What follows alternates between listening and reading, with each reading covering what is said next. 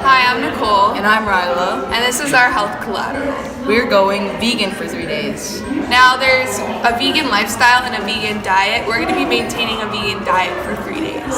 People who are vegan are usually misunderstood as fringe eaters that have an unnatural obsession with animal rights. We're going to cut to some clips of us interviewing Townsend Harris students about what they think when they hear someone is vegan. Veganism is really good for the environment and your body, and like it gets you motivated and stuff, and it's cool. Self-love. As we said before, vegans are commonly misunderstood. However, there are more motivations for people to go vegan other than animal rights. Many people maintain a vegan diet because it is very beneficial to their health, providing the body with a lot of nutrients. And it is said that it can even help prevent diseases. So what is a vegan? A vegan is someone who does not consume animal products. So it's not even day 1 yet, and I'm already kind of nervous to go vegan because I know that it'll take a certain level of discipline and of sort of control and self-awareness. Like, I'm not like a meat fanatic, but I just don't really think twice about when I eat meat versus when I eat, say, vegetables. So I think this is gonna be both a learning experience and a challenge that I am very apprehensive to take on. So yeah. Okay, so it is breakfast time. Right now I'm having some soup that my mom made last night because I'm in a rush to get to school. So in the soup, it has wheat flour, noodles, and it's like really thin. And it also has like loofah gourd vegetable, as well as mushrooms and vegetable broth. With that, I have a banana and some soy milk that I've actually never had. So I'm kind of excited to try that. Yeah, here's a close-up of my food.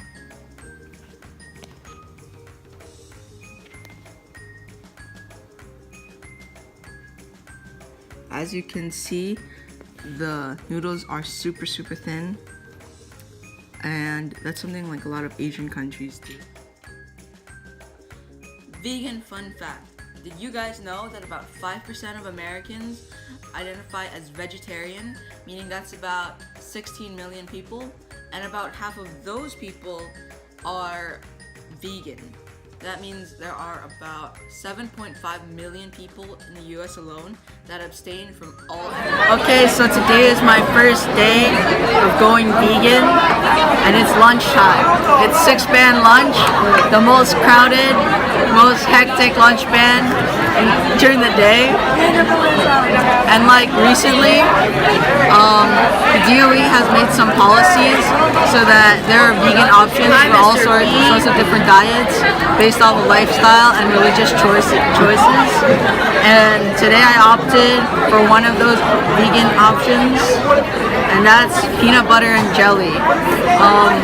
This is like cross section, and it has 3 pieces of bread, which kind of unnerves me because most people use 2 pieces of bread, so that's weird. They also offer a salad bar at the end, which is free charge, and that includes like corn and cucumbers and tomatoes, lettuce, pickles, and they also have fruit. Usually it's like apple and pears, and today I got a pear.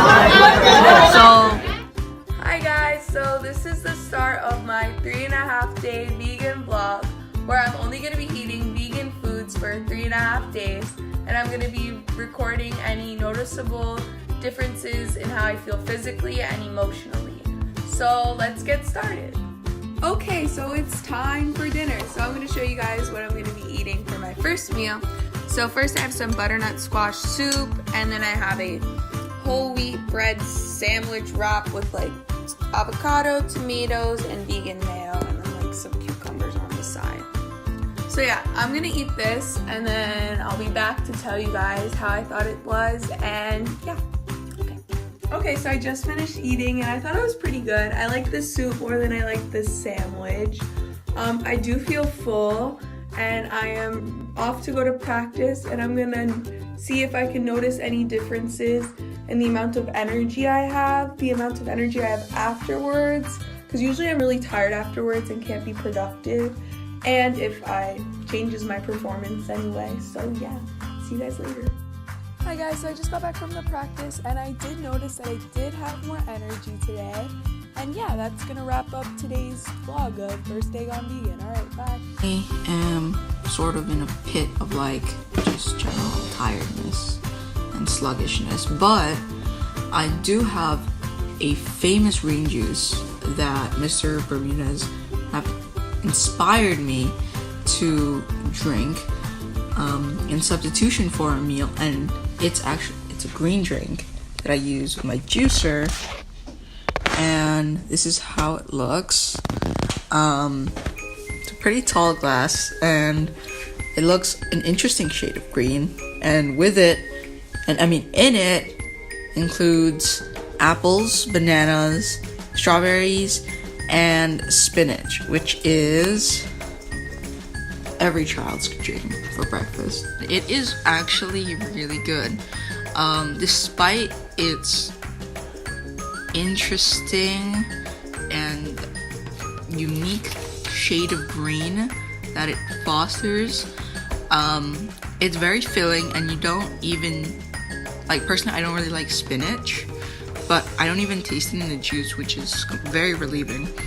And it has a lot of fruits and vegetables, and I know that really pays off because, vegan fun fact, Nobel Prize winner Elizabeth Blackburn actually did research and found that over 500 genes change under a vegan diet, allowing genes that prevent disease to turn on and those that sort of promote it to turn off. So I guess that is extremely beneficial to me. Good morning vlog. So this is the second day of my vegan diet, so let's start it off with some breakfast. Woo!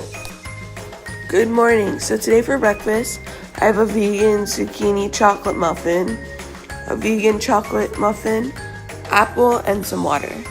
Okay, so I just finished eating breakfast and the muffin was pretty good, but it was really dense. And it was really dense because in vegan foods you cannot cook with eggs.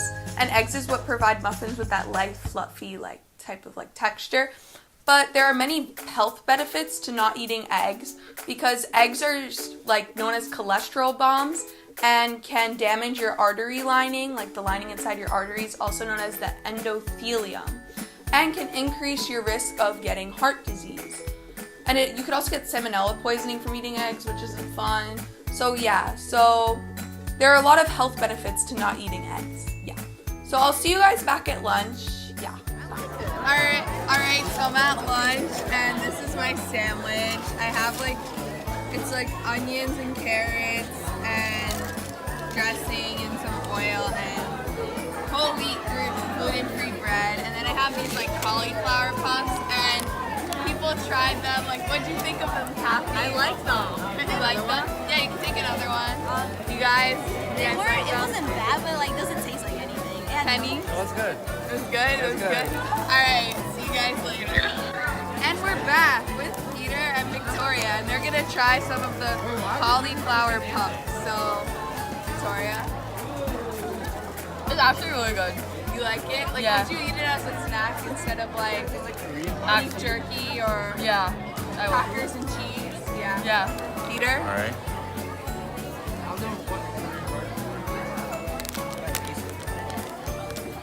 You know, it's not bad. Alright, I'll take it. Alright, thank you guys. See you guys later. Bye. Hi, so as you guys saw, I had cauliflower as a snack, and cauliflower has a lot of health benefits, including it prevents cancer, it provides the body with high levels of vitamin C and K.